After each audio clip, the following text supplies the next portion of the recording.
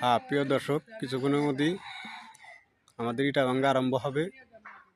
এই যে ইটাভাঙ্গা যাত্রা পরিবহন, আপনারা ধৈর্য সহকারে ভিডিওটা দেখবেন। ভালো লাগলে লাইক কমেন্ট শেয়ার করবেন।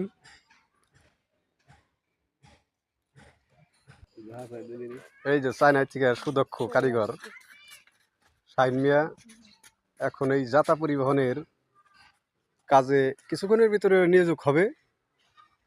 তার কাজ হলো হলারে খালি ইটা দেওয়া। তার কাজ শুধু খালি হলারে ইটা দেওয়া, আর কোনো কাজ সে পারে না, বুঝেও না। আর বেশিরভাগই বসে বসে এরকম চাইই থাকে, তাছাড়া আর কোনো কাজ কাম নাই তার। কিছু বলার আছে আপনার? হ্যাঁ, ধন আছে।